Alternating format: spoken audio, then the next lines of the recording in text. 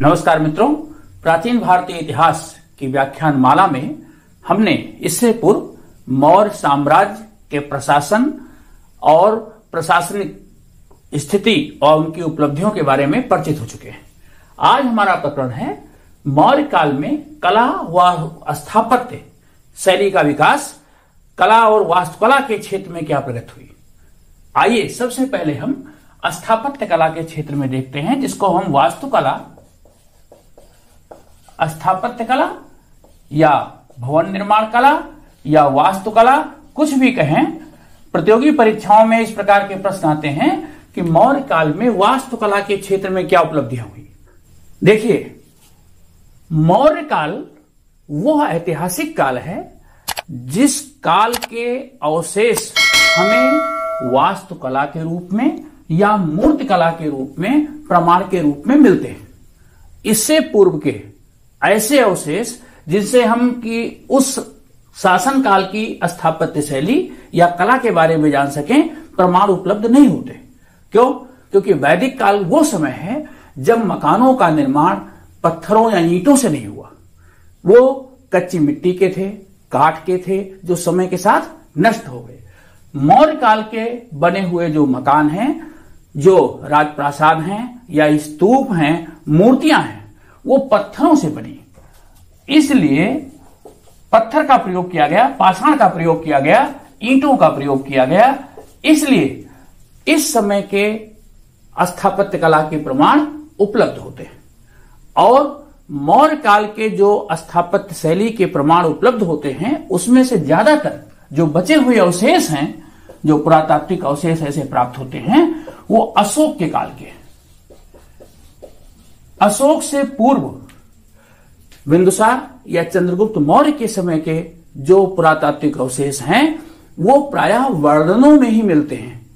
उसके अवशेष उपलब्ध नहीं हो पा रहे हैं। देखिए, कौटिल्य ने अर्थशास्त्र में स्थापत्य के लिए जो वर्णन किया है, उसने कहा है कि जो राजप्रासाद है,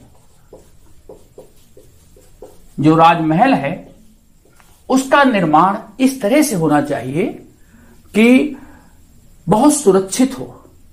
राजप्रासाद के चारों ओर परिखा हो। अर्थशास्त्र में परिखा शब्द का इस्तेमाल किया गया है, खाई। राजप्रासाद की सुरक्षा के लिए खाई होना चाहिए। राजप्रासाद का निर्माण ऊंचे चबूतरे पर होना चाहिए। कोष्ठ होने चाहिए, बड़े बड़े कमरे और हाल होने चाहिए। बुर्ज होना चाहिए, सुरक्षा दीवारी पर बुर्ज होना चाहिए और प्रवेश द्वार होना चाहिए। कौटिल्य के अर्थशास्त्र में इस प्रकार का वर्णन स्थापत्य से संबंधित मिलता है। संभवतः चंद्रगुप्त मौर्य के समय में इस प्रकार की स्थापत्य शैली का प्रयोग राजधानी पाटलिपुत्र में किया गया होगा।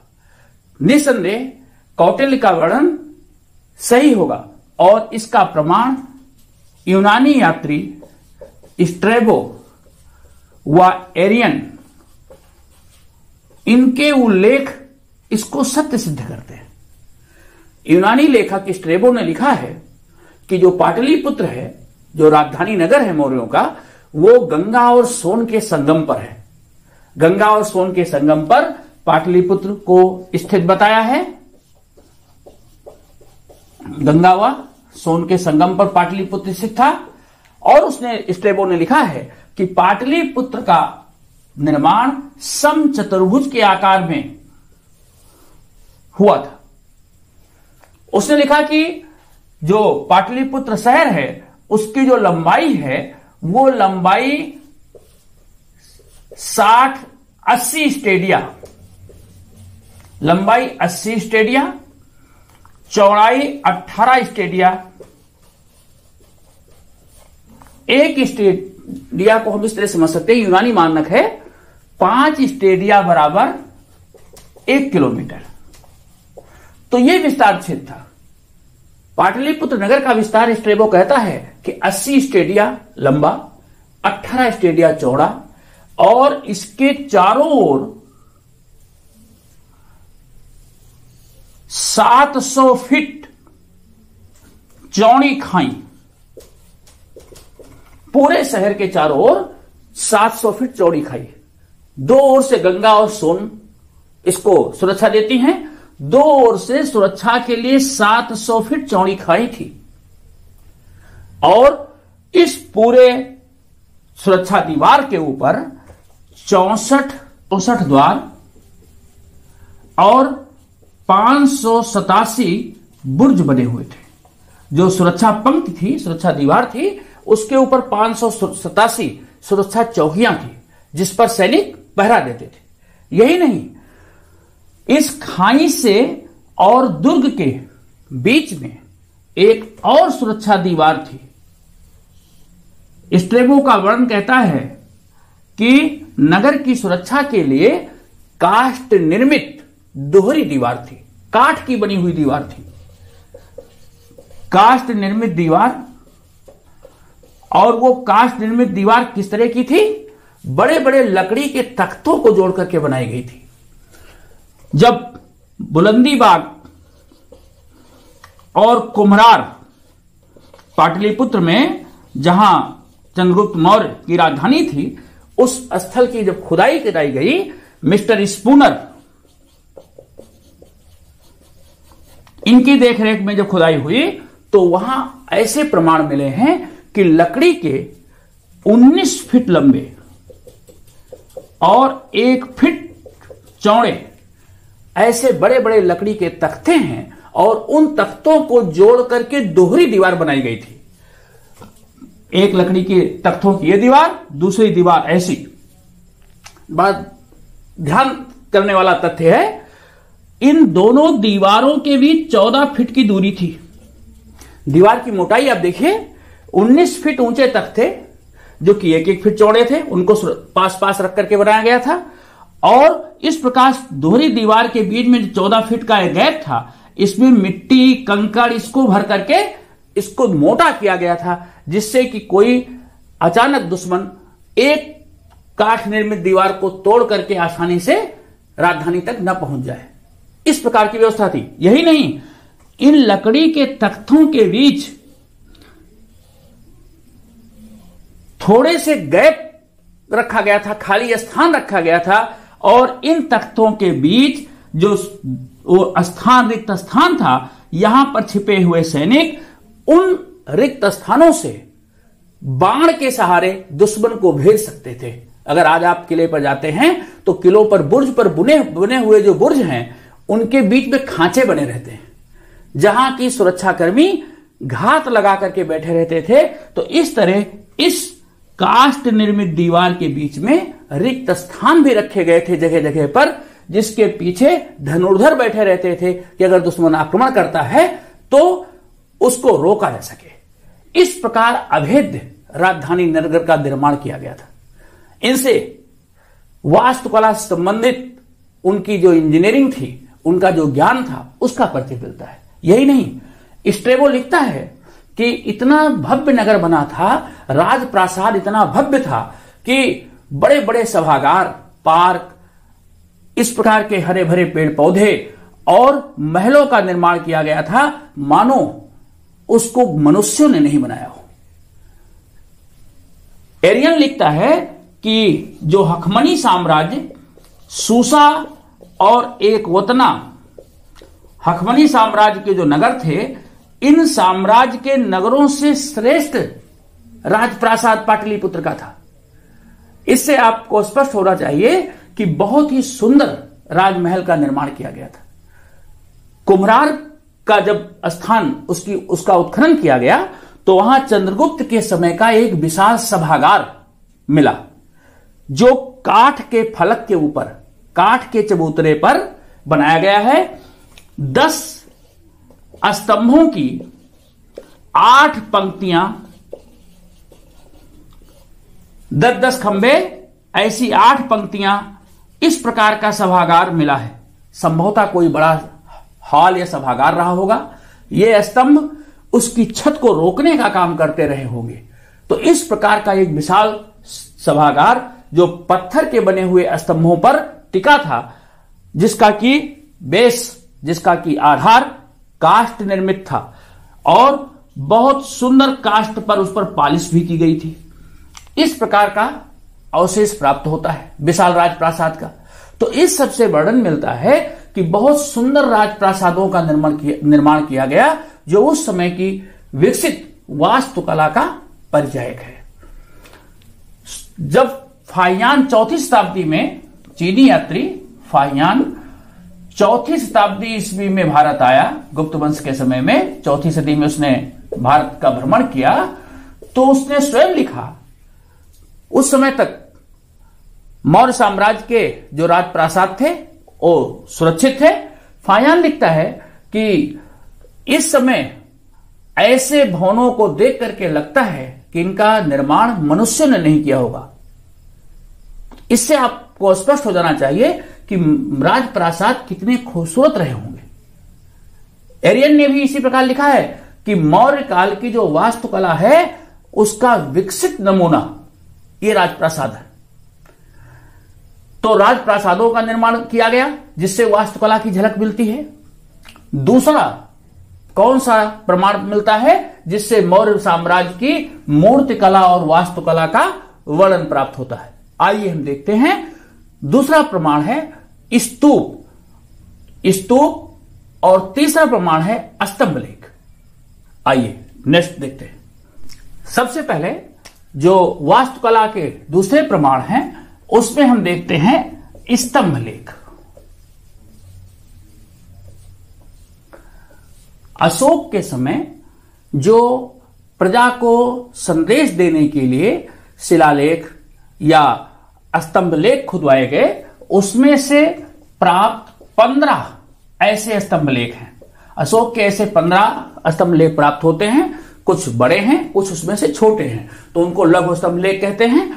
कुल ऐसे 15 स्तंभ लेख प्राप्त हुए और ये 15 स्तंभ लेख मिर्जापुर के पास, उत्तर प्रदेश में मिर्जापुर के पास चुनार की खान से निकाल करके पत्थरों पर बनाए गए हैं। ये बलुआ पत्थर, लाल बलुआ पत्थर,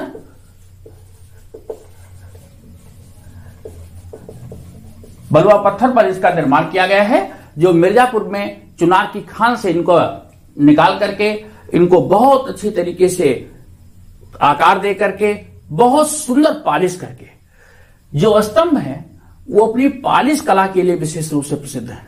तो ऐसे 15 स्तंभ लेख जो बनाए गए उनको राज्य में जगह जगह स्थापित किया गया।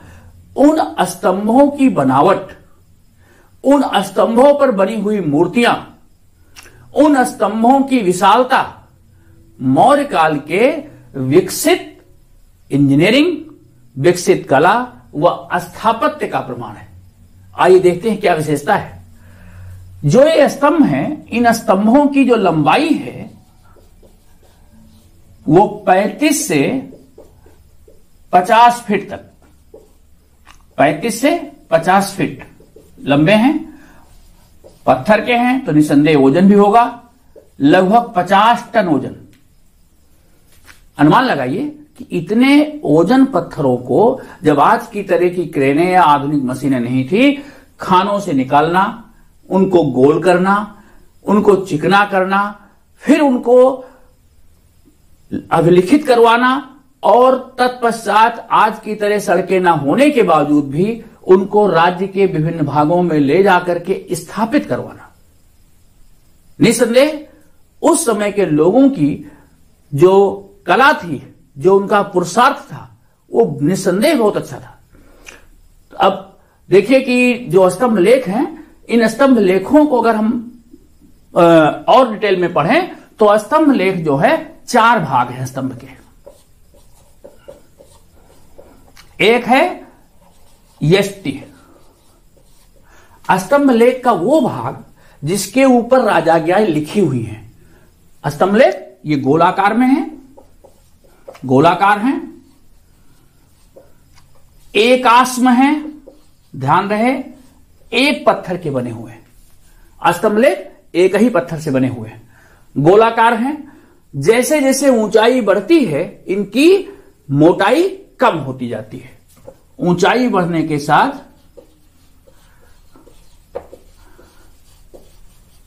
ऊंचाई बढ़ने के साथ मोटाई कम हुई है। तो पहला भाग स्तंभ का है यष्टि। दूसरा भाग है हर स्तंभ लेख के ऊपर पाएंगे, हर स्तंभ के ऊपर पाएंगे एक अर्ध गोलाकार, एक जैसे अर्ध घंटा, अर्ध घंटाकार, जैसे घंटी होती है, घंटी को उल्टा रख देते हैं तो इस प्रकार घंटी के आकार का अर्ध कमल। लगता है कि कमल का पुष्प ऊपर से नीचे को लटक रहा है, तो इस प्रकार उसको मंगल कलश या अर्ध घंटाकार आकार कहा गया है। तो ये स्तंभ के ऊपरी भाग में है। फिर उसका तीसरा पार्ट है फलक या अबाकस। एक और भाग है, मानचित्र पर आप स्तंभ लेख का एक फोटो देखिए स्क्रीन पर। स्तंभ लेख की फोटो में आप देखिए नीचे यष्टि दिख रहा है, ऊपर अर्ध घंटाकार जो आकार है, जो अर्ध कमल का भाग है, उसके ऊपर अबाकस एक गोल आकार है, उसके ऊपर मूर्ति है जो कोई न कोई पशु मूर्ति है।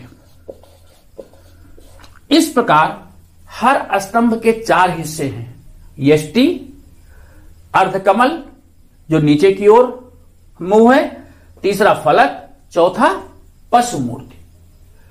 अब ये यष्टि और अर्ध घंटाकार आकार तो एक पत्थर का है, फलक और मूर्ति दूसरे पत्थर का है। स्तंभ के साथ इसको जोड़ा गया है। तांबे की जो कील होती थी, उन तांबे की कीलों से इसको फलक और पशु मूर्ति को हर स्तंभ के ऊपर जोड़ा गया है। जो स्तंभ प्राप्त हुए हैं उन सब के ऊपर किसी न किसी पशु की आकृति है। जैसे हमारा राष्ट्रीय चिन्ह है 4 शेर, कहां से लिया गया है? सारनाथ के स्तंभ से। सारनाथ का जो स्तंभ है वो चतुरसिंह, उसका जो शीर्ष है वो चतुरसिंह शीर्ष है। 4 शेर चारों दिशाओं में मुंह किए हुए बैठे हुए हैं, एक दूसरे से पीठ सटाए हुए। तो सारनाथ के स्तंभ के ऊपर चतुर्शीर्ष है। इसी प्रकार सांची का स्तूप जो है, उसी के पास सांची का स्तंभ भी है। मध्य प्रदेश में जो सांची का स्तूप है उसी के पास सांची का स्तंभ भी है, उसके ऊपर भी चतुर्सिंह है, चतुर्सिंह शीर्ष उसका भी है। लेकिन सारनाथ का जो स्तंभ का चतुर्सिंह शीर्ष है वो बहुत खूबसूरत है, बहुत अच्छा है, इसलिए उसको राष्ट्रीय चिन्ह में स्थान दिया गया। एक स्थान है रमपुरवा, बिहार में रमपुरवा नाम का स्थान है जहां 2 स्तंभ प्राप्त हुए। एक सिंह शीर्ष है, रमपुरवा के एक स्तंभ पर सिंह शीर्ष है और दूसरे स्तंभ पर वृषभ शीर्ष है, बैल उस पे बना हुआ है। लौरिया नंदनगढ़ नेपाल की तराई में, लौरिया नंदनगढ़, इसके ऊपर भी सिंह शीर्ष है। लौरिया नंदनगढ़ जो स्तंभ है उसके ऊपर भी सिंह शीर्ष की आकृति बनी हुई है। इसी प्रकार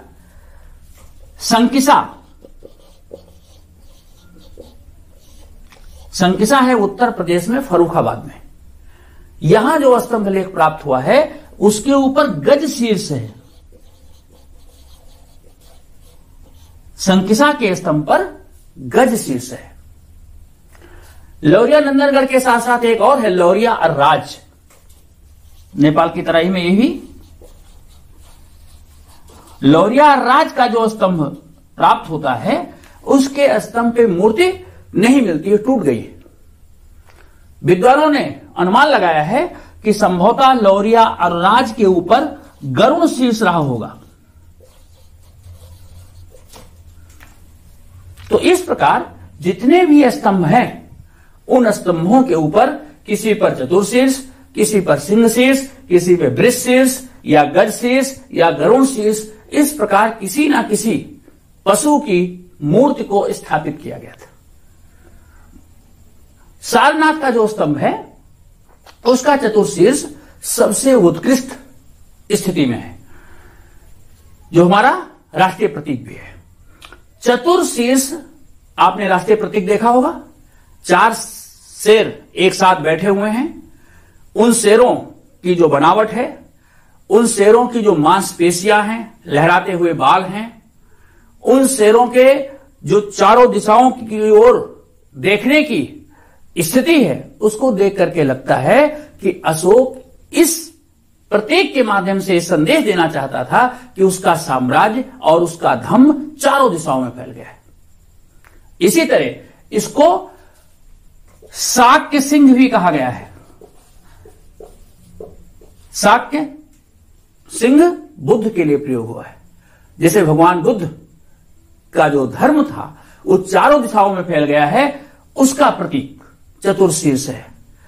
भगवान बुद्ध स्वयं जन्मना चक्रवर्ती थे, इसलिए शाक्य सिंह के रूप में इस चतुर्शीर्ष का प्रयोग सारनाथ के स्तंभ पर किया गया है। सारनाथ के स्तंभ की जब खुदाई हुई तो सारनाथ का जो चतुर्सिंह शीर्ष है उसके ऊपर एक महाबोधि चक्र भी था। जो चतुर्सिंह शीर्ष है उसके ऊपर एक महाबोधि चक्र था जिसमें 32 तीलियां थी। अभी हमारे राष्ट्रीय चिन्ह में कितनी तीलियां हैं? 24 तीलियां हैं।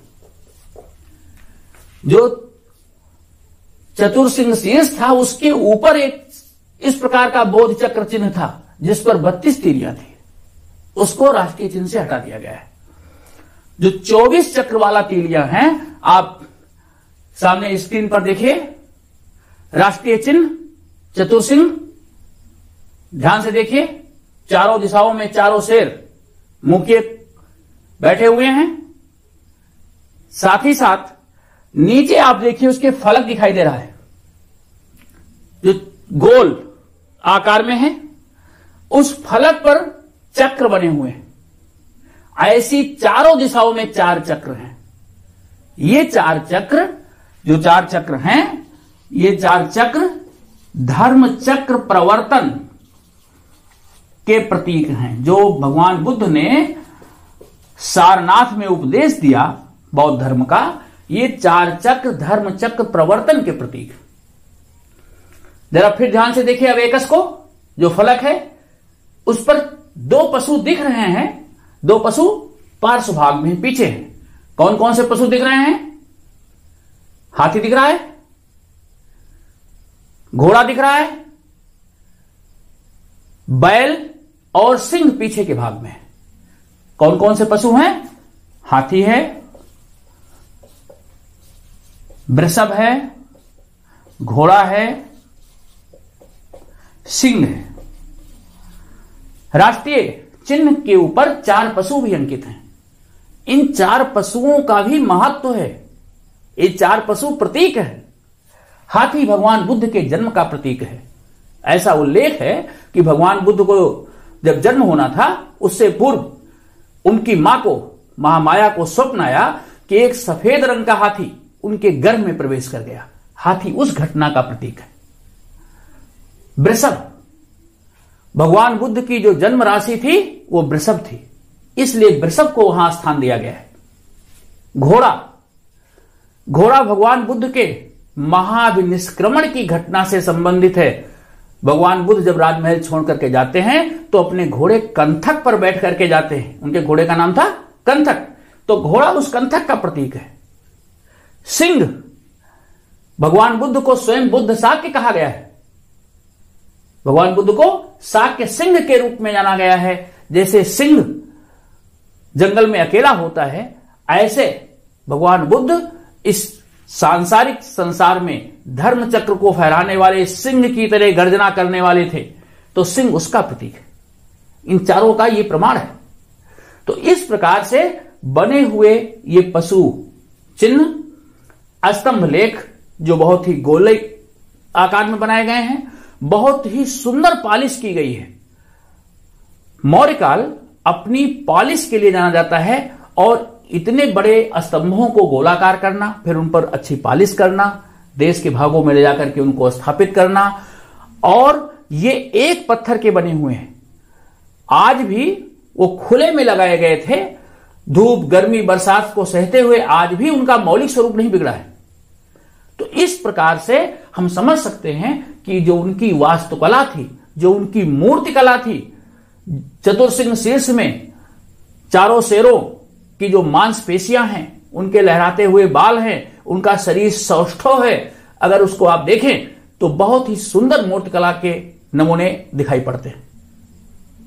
इसी प्रकार और भी जो मौर्य काल की मूर्तियां हैं उसमें हम चर्चा करेंगे। उन मूर्तियों को भी देख करके हमें मूर्तिकला और स्थापत्य कला के प्रमाण प्राप्त होते हैं। तो ये तो हो गया स्तंभलेख। स्तंभलेख से जो हमें उस समय के प्रमाण प्राप्त होते हैं। तीसरा प्रमाण है स्तूप। स्तूप और चैत्य जो उस समय बनाए गए, उन स्तूप और चैत्य से वास्तुकला और कला के क्या प्रमाण प्राप्त होते हैं, देखते हैं। अब हम अध्ययन करते हैं वास्तुकला के प्रमाण के रूप में स्तूप।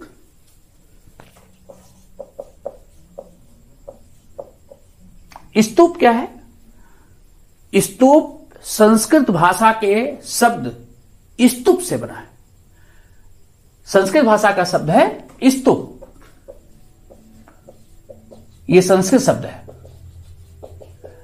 और इसका जो प्राकृत अर्थ, प्राकृत भाषा का शब्द है स्तूप, उसका अर्थ होता है, प्राकृत भाषा में स्तूप का अर्थ होता है थूहा या थेर। थेर, थूहा या थेप, थूहा या थेप। स्तूप को प्राकृत भाषा में थूहा या थेप कहते हैं। थेप का अर्थ होता है ढेर। स्तूप का उल्लेख ऋग्वेद में भी मिलता है। ऋग्वेद में अग्नि की जो ज्वाला है, अग्नि की ज्वाला को स्तूप कहा गया है। यजुर्वेद में और शतपथ ब्राह्मण में भी स्तूप का उल्लेख है। इसमें दूसरे अर्थ में प्रयोग किया गया है। शुक्ल यजुर्वेद में और शतपथ ब्राह्मण में स्तूप का उल्लेख मृतक की जो चिता होती थी, उसके जो अस्थि अवशेष होते थे, अस्थि अवशेष पर बनाए गए ढेर के लिए हुआ है। जब किसी का सौदाह करते थे तो सौदाह के बाद जो बची हुई हड्डियां होती थी, उनके ऊपर मिट्टी का जो टीला बना दिया जाता था, एक प्रकार से कहिए समाज जैसी, तो उस आकृति के लिए स्तूप शब्द का प्रयोग शुक्ल यजुर्वेद में और शतपथ ब्राह्मण में किया गया है। इसका अर्थ है कि बौद्ध काल से पूर्व भी स्तूप बनाए जाते थे। तो ऐसे महापुरुषों के अस्थि अवशेषों पर इस प्रकार के बनाए गए स्मारक चिन्हों को स्तूप कहा जाता था। बुद्ध के अवसान के बाद जब बुद्ध का महापरिनिर्वाण हुआ, कहां हुआ था? कुशीनगर में। तो महापरिनिर्वाण के बाद उनके अस्थि अवशेष 8 स्थानों पर रख करके 8 स्तूप बनाए गए। भगवान बुद्ध के जो प्रारंभिक अवशेष हैं, प्रारंभिक स्तूप हैं, केवल 8 हैं। 8 स्तूप बनाए गए थे और उसमें से जो आज प्राप्त होता है, जो इसका प्रमाणिक प्राप्ति हुई है, जो उस समय का बना हुआ है, केवल एक स्तूप मिलता है। वो है पिपराहवा, पिपराहवा का स्तूप। पिपराहवा स्तूप भगवान बुद्ध के अस्थि अवशेषों पर बनाया गया प्रारंभिक स्तूप है, जिसकी प्राप्ति प्रामाणिक रूप से हुई है। यह स्तूप कहां है? उत्तर प्रदेश में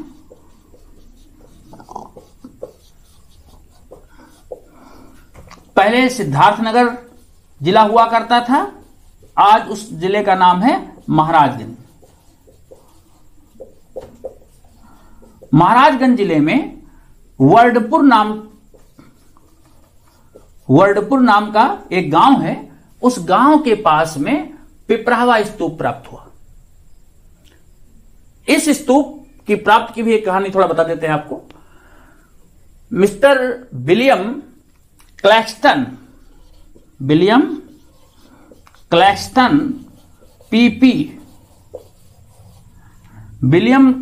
पीपी एक इंजीनियर और बड़े लैंडलॉर्ड थे। वो यहीं पिपरावा के पास रहते थे। 1897 में उत्तर प्रदेश में अकाल पड़ा। तो अकाल के वर्ष में लोगों को काम देने के लिए उन्होंने उसके पास अपने टीले की खुदाई कराई। तो उस टीले की खुदाई में यह स्तूप प्राप्त हुआ और वहां पत्थर की बनी हुई 5 ऐसे कलश निकले और उस एक कलश के ऊपर ब्राह्मी लिपि में लिखा हुआ है कि भगवान बुद्ध के अस्थि अवशेष इसमें रख करके दफनाए गए। यह प्रमाण है। और उस ब्राह्मी लिपि के लेख को प्रकाशित करने का काम जॉर्ज व्यूलर नाम के जो इतिहासकार थे उन्होंने किया था। Mister George Buhler, mister Claxton PP ने उस स्तूप की खुदाई कराई और मिस्टर जॉर्ज व्यूलर ने उस स्तूप के जो अवशेष पात्र था जिसमें अस्थि अवशेष रख के दफनाए गए थे, उस ब्राह्मी लिपि के लेख को पढ़ा और उसका प्रकाशन कराया। तो इस प्रकार यह प्रमाणित हो गया कि पिपरावा स्तूप भगवान बुद्ध के प्रारंभिक स्तूप था। उनके अस्थि अवशेष को दफनाया गया था इसमें। स्तूप की तरह एक शब्द और भी आता है चैत्य। इसको भी क्लियर कर लें, ये कई बार संदेह रहता है। चैत्य भी किसी प्राकृतिक स्थान पर बनाए गए इसी प्रकार के समाधान अस्थि अवशेषों को रख करके, नाखून, बाल, इनको रख करके बनाए गए ये समाधान स्मारक थे। किसी प्राकृतिक स्थान पर अगर किसी महापुरुष के अस्थि अवशेषों को, नाखून, बाल, इस प्रकार की सामग्री को रख करके कोई स्मारक बनाया जाता था तो उसको भी चैत्य कहा गया है। चैत्य प्रार्थना गृह को भी कहते हैं, कंफ्यूज मत होइएगा। चैत्य प्रार्थना गृह के लिए भी प्रयोग किया गया है। मैं चैत्य और स्तूप में अंतर आपको बता दूं। स्तूप और चैत्य, पहली बात, दोनों में सिमिलरिटी क्या है? दोनों समाधान पर बनाए गए स्मारक हैं। दोनों एक प्रकार से समाधि के रूप में जाने जाते हैं। अंतर क्या है? स्तूप समतल स्थान में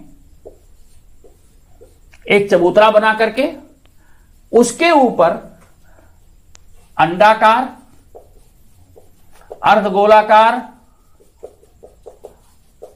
सुंडाकार किसी भी रूप में बनाए गए स्मारक हैं। इसके ऊपर स्तूप में कई बार देखे होंगे ऐसा अंड।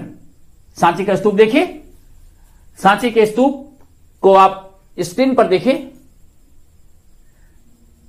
ध्यान से देखिए। सांची का स्तूप अंडाकार है। और भी विशेषताएं हैं, अभी हम उस पर चर्चा करेंगे। ओके, ऐसा अंडाकार लगता है कार की बाल को काट करके रख दिया गया है। तो इस प्रकार की जो संरचना होती है वो स्तूप होती है। स्तूप का निर्माण ईंट, पत्थरों से, मिट्टी से किया जाता है। किसी समतल स्थान पर चबूतरा बना करके ऐसा अंडाकार, सुंडाकार या गोलाकार रचना की गई है और ये ठोस रचना होती है। स्तूप के अंदर आप प्रवेश नहीं कर सकते। स्तूप के अंदर कमरे नहीं होते। स्तूप के अंदर अस्थि अवशेष कलश आदि में रख दिए जाते हैं, फिर इसको कंप्लीट ईंट, मिट्टी, पत्थर से भर दिया जाता है। जो उपासक होते हैं स्तूप के चारों ओर परिक्रमा लगा सकते हैं, उसके लिए प्रदक्षिणा पथ होता है। अभी हम डिटेल उस पर चर्चा करेंगे। तो स्तूप समतल स्थान पर ईंट, मिट्टी, पत्थर से बनाए हुए अवशेष होते हैं जिनके भीतर अस्थि अवशेष रखे जाते हैं। चैत्य गुफा में, पहाड़ियों में, किसी पहाड़ी में गुफा के रूप में काट करके बनाए गए कमरों को चैत्य कहते थे और ऐसे चैत्यों में स्तूप का आकार बनाया जाता है। ऐसे चैत्यों में स्तूप का आकार बनाया जाता था। चैत्य के अंदर नाखून बाल रख करके दफनाया नहीं जाता था, पहाड़ी को काट करके गुफा बनाई जाती थी और उस गुफा में स्तूप का आकार बना दिया जाता था। साधक लोग जो बौद्ध धर्म के भिक्षु होते थे वो स्तूप में जाकर के ध्यान करते थे, प्रार्थना के रूप में इसका इस्तेमाल करते थे। एक बड़ा सा हॉल होता था, सभागार जैसा होता था, जो प्रस्तर स्तंभों के ऊपर टिका रहता था। जैसे कभी आप जाएं तो अजंता और एलोरा के चैत्य,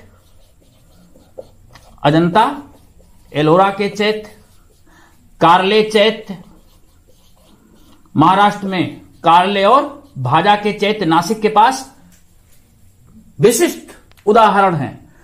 मौर्य काल में बने हुए अजंता एलोरा कार्ले भाजा और उसके बाद बने हुए ये चैत्य सबसे विशिष्ट नमूने कहे जाते हैं वास्तुकला के रूप में। इसी प्रकार स्तूपों में स्तूप के उदाहरण, सांची का स्तूप अभी आपने देखा, बरहुत का स्तूप, अमरावती का स्तूप, सारनाथ का स्तूप, सारनाथ का धमेक स्तूप बहुत प्रसिद्ध है, वो सुंडाकार है। तो सांची का स्तूप, बरहुत का स्तूप, अमरावती का स्तूप, सारनाथ का स्तूप, ये ऐसे स्तूप हैं जिनको ईंट पत्थरों से बनाया गया है। तो स्तूप और चैत्य में अंतर स्पष्ट हो गया। स्तूप समतल स्थान पर ईंट पत्थरों से बनी हुई संरचना है जिसके अंदर अस्थ्यवशेष, नाखून, बाल ये रख करके बनाए गए हैं। चैत्य किसी पहाड़ी को गुफा काट करके बनाए गए स्मारक हैं जिसमें कि स्तूप का केवल आकार होता है और इस चैत्य में प्रार्थना के रूप में भी इसका इस्तेमाल होता है। चैत्य में प्राय आप जाएंगे तो 3 दरवाजे होते हैं। अजंता एलोरा के चैत्य में जाएं तो वहां 3 प्रवेश द्वार है। 3 प्रवेश द्वारों का क्यों निर्माण किया गया था? बीच के प्रवेश द्वार से जो संघ के सदस्य थे, भिक्षु और भिक्षुणी, वही प्रवेश करते थे। गृहस्थ बाएं ओर के प्रवेश द्वार से प्रवेश करते थे और चैत्य में साधना करके दाएं ओर के प्रवेश द्वार से बाहर निकल जाते थे। इसलिए 3 द्वारों का इस्तेमाल किया गया था। अब आइए हम देखते हैं कि जो 8 स्तूप सबसे पहले भगवान बुद्ध के अस्थ्यवशेषों पर बनाए गए, बुद्ध परंपरा में ऐसा वर्णन मिलता है कि अशोक के समय 84,000 स्तूपों का निर्माण अशोक के द्वारा कराया गया। अशोकावदान पुस्तक है, अशोकावदान जो बौद्ध परंपरा की पुस्तक है, उसमें वर्णन मिलता है कि अशोक ने पूरे साम्राज्य में ऐसे 84,000 बौद्ध स्तूपों का निर्माण कराया। तो ये 84,000 बौद्ध स्तूप, उस समय तो बुद्ध के अस्थ्यवशेष बचे नहीं थे, तो कैसे बनाए गए? स्तूप किस आधार पर उनको हम वर्गीकृत करते हैं? 4 मुख्य विभाजन हैं। उन 4 विभाजनों को देखते हैं। स्तूप को उनकी बनावट के आधार पर, उनके महत्व के आधार पर हम 4 भागों में बांटते हैं। कैसे? सबसे पहले स्तूप को हम कहते हैं शारीरिक स्तूप। ऐसे स्तूप जिन पर भगवान बुद्ध या बोधिसत्व, ऐसे बौद्ध भिक्षु जिन्होंने अपने जीवन में ही शक्तियां प्राप्त कर ली थी और जिन्होंने अपनी शक्तियों का प्रयोग जनता के कल्याण के लिए किया, उनको बोधिसत्व कहते हैं। तो भगवान बुद्ध या बोधिसत्व के अस्थ्यवशेष, नाखून, बाल, इन पर बनाए गए स्तूपों को शारीरिक स्तूप कहते हैं। दूसरा है पारिभौगिक। दूसरे स्तूप पारिभौगिक श्रेणी में आते हैं। पारिभौगिक क्या है? भगवान बुद्ध या बोधिसत्वों के द्वारा जो सामान प्रयोग किया गया, उनकी पादुका, उनका आसन, उनका भिक्षा पात्र, मतलब उनसे संबंधित जो सामग्री थी, उस सामग्री को रख करके अगर उसके ऊपर स्तूप बना दिया गया तो पारिभौगिक स्तूप है।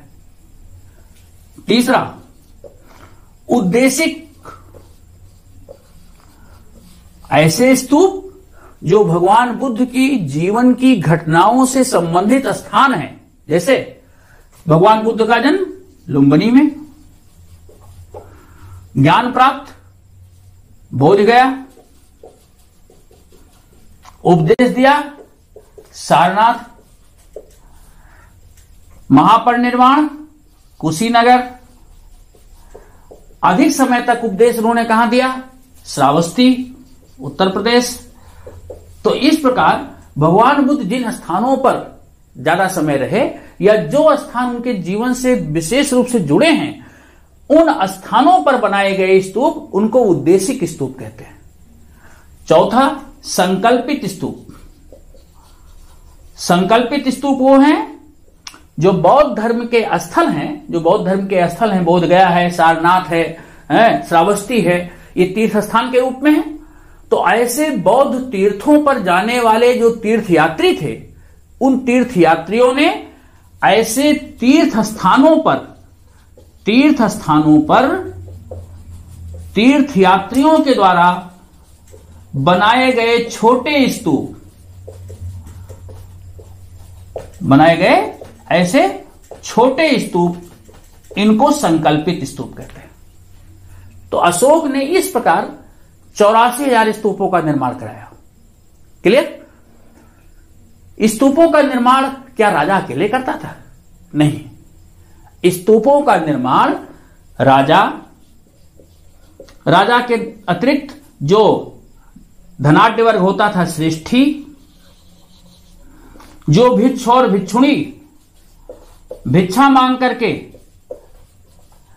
धन इकट्ठा करते थे, वो लोग, ऐसे हस्तशिल्पी, ये लोग अपने दान से स्तूपों का निर्माण कराते थे।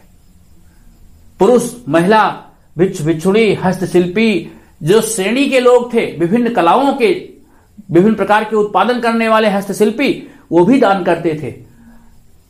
सांची के स्तूप में एक लेख है, अभिलेख मिला है, उस पर लिखा है सांची के प्रवेश द्वार का निर्माण वहां की श्रेणी के लोगों ने कराया।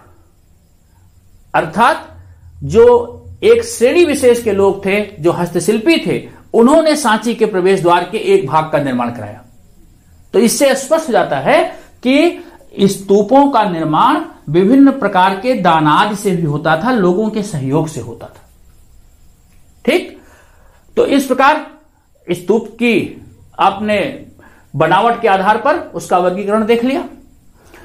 स्तूपों की बनावट से हमें मौर्य काल की वास्तुकला का कैसे परिचय मिलता है, एक उदाहरण देते हैं, उसमें सब स्पष्ट हो जाएगा। सांची के स्तूप को स्क्रीन पर देखिए जरा। सांची के स्तूप को ध्यान से देखिए।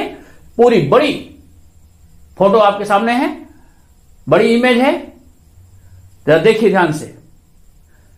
पत्थरों से निर्मित यह स्तूप भारतवर्ष में बचा हुआ सबसे श्रेष्ठ स्तूप जो अशोक के समय का है। यह भगवान बुद्ध के बाद जब अशोक का समय आया तो अशोक ने सांची के स्तूप का निर्माण कराया। सांची कहां है? मध्य प्रदेश में। और सांची के इस स्तूप की खोज कैसे हुई, यह भी एक बड़ी कहानी है। 1818 में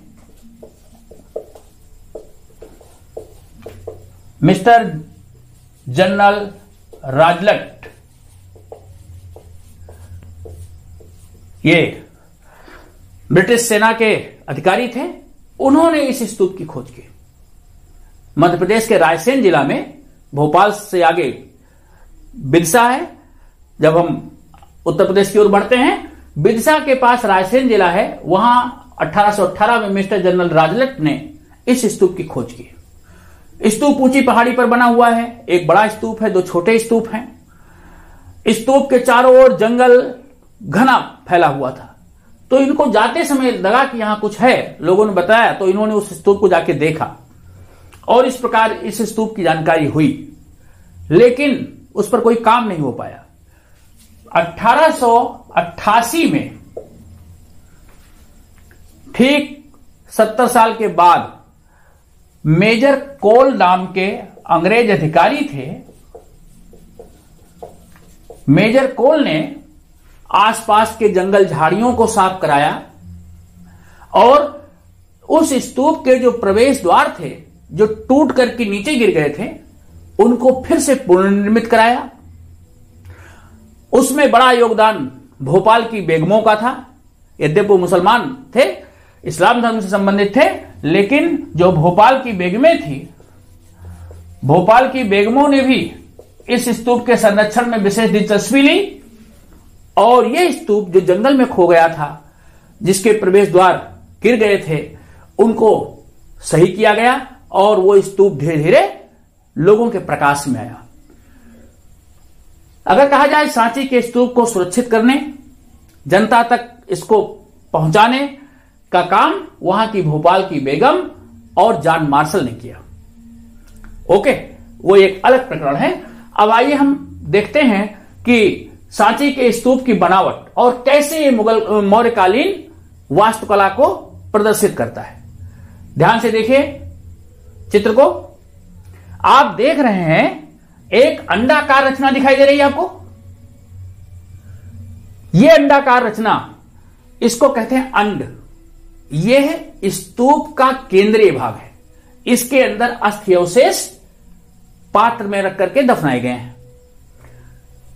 अंडाकार संरचना के ऊपर आप देख रहे हैं रेलिंग। स्तूप का जो ऊपरी भाग है चपटा है, वो धातु से बना है, उसको कहते हैं हर्मिका। यह है हर्मिका। ओके, उसके अंदर एक आप स्तंभ देख रहे हैं, वो है एसटी। और ध्यान से देखें तो उसके ऊपर 3 छतरियां हैं। छतरीनुमा आकृति दिख रही है, ये 3 छतरियां हैं, इनको छतरी कहते हैं। तो हर्मिका, यष्टि, छतरी। अब जरा अंड भाग के नीचे आइए। पत्थर की रेलिंग देख रहे हैं। ये पत्थर की रेलिंग शुरू में पत्थर की नहीं थी, ये काष्ठ निर्मित थी। पत्थर की रेलिंग देख रहे हैं, इसको कहते हैं वेदिका। सबसे आगे आप देख रहे हैं तोरण द्वार। एक प्रवेश द्वार दिख रहा है। ऐसे 4 प्रवेश द्वार थे जो टूट करके गिर गए थे, उनको पुनर्निर्मित कर दिया गया है। तो 4 प्रवेश द्वार हैं। इन प्रवेश द्वारों का निर्माण देखिए। इन प्रवेश द्वारों के ऊपर पत्थर के फलक हैं, उन पर मूर्तियां बनी हुई हैं, जो मौर्य काल की मूर्तिकला और स्थापत्य कला की सूचक है। अब ध्यान दीजिए, जो वेदिका है, जो रेलिंग है, इस रेलिंग और इस अंड के बीच में स्थान दिख रहा है। यह प्रदक्षिणा पथ है। जो बौद्ध धर्म के उपासक हैं, वो इस स्तूप का पूर्व से पश्चिम की ओर इस प्रकार से परिक्रमा करते हैं घड़ी की दिशा में। यह प्रदक्षिणा पथ है। तो स्तूप के कितने भाग हो गए? सबसे पहले जब आप प्रवेश करते हैं, तोरण द्वार से प्रवेश करेंगे, वेदिका को पार करते हुए प्रदक्षिणा पथ में जाएंगे। ऊंचे एक चबूतरे पर निर्माण किया गया है, उस चबूतरे को कहते हैं मेधी। मेधी के ऊपर अंड, अंड के ऊपर हर्मिका, हर्मिका के ऊपर जो स्तंभ है उसको यष्टि कहेंगे। छत्र, ऊपर जो छत्र है, ये स्तूप के भाग हैं। ये स्तूप देख करके आप सहज अनुमान लगा सकते हैं कि मौर्य काल में कितनी सुंदर वास्तुकला थी। कैसे पत्थरों को तराश करके ऐसी अंडाकार संरचना का निर्माण उस समय किया गया होगा। यह मौर्य काल की विकसित वास्तुकला और मूर्तिकला के विशिष्ट नमूना है। एक और जिससे कि हमें मौर्य काल के बारे में जानकारी प्राप्त हो जाती है कि वहां की मूर्तिकला क्या थी, गुफा विहार। हमने पूर्व के वीडियो में आपसे चर्चा की है कि अशोक ने बराबर की पहाड़ी जो गया जिले में है, वहां उसने 3 ऐसे गुफा विहारों का निर्माण कराया था।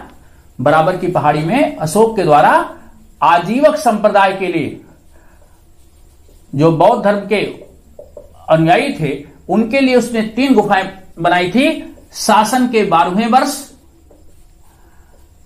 उसने बनाया था विश्व झोपड़ी और सुदामा गुफा, सुदामा विहार और विश्व झोपड़ी शासन के 12वें वर्ष बनाई थी। इन झोपड़ियों या जो गुफा विहार है, इनका निर्माण पत्थर को काट करके बौद्ध भिक्षुओं के लिए बनाए गए कमरे हैं और उन कमरों पे बहुत सुंदर चिकनी पालिश की गई है। 19वें वर्ष अशोक ने तीसरी गुफा बनाई, वो थी कर्ण चौपार या कर्ण चौपर, चाहे उसको चौपड़ कहें या कर्ण चौपार। तो ये गुफा 19वें वर्ष बनाई। इसी बराबर की पहाड़ी पर हमने एक गुफा आपको और बताई थी, जहां पर मौर्य काल की वास्तुकला का परिचय हमको मिलता है। दशरथ के द्वारा, अशोक के पुत्र दशरथ के द्वारा राज्याभिषेक के वर्ष में, जिस वर्ष उसका राज्याभिषेक हुआ, उसने एक गुफा बनाई, लोमस गुफा। लोमस गुफा बनाई। दशरथ ने और भी गुफाएं बनाई थी नागार्जुन पहाड़ी में, गया जिले में ही। उसमें से गोपिका गुफा बहुत ही प्रसिद्ध है, तो गोपिका गुफा भी दशरथ के द्वारा बनाई गई।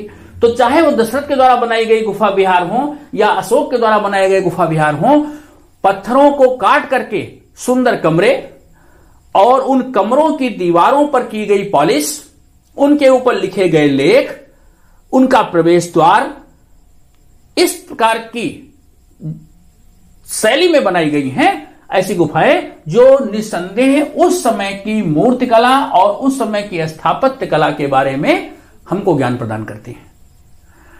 तो ये सारे प्रमाण विकसित मूर्तिकला और विकसित स्थापत्य शैली के परिचायक हैं। मित्रों, आपको वीडियो कैसा लगा? मुझे आपकी प्रतिक्रिया की प्रतीक्षा रहेगी। आपको वीडियो पसंद आया हो तो निसंदेह लाइक, शेयर और सब्सक्राइब करेंगे। लाइक बटन को आप जरूर पुश करेंगे और साथ साथ बेल आइकन को भी दबाएंगे, जिससे हमारे सारे नोटिफिकेशन आप तक पहुंचते रहें। फिर मिलते हैं। धन्यवाद।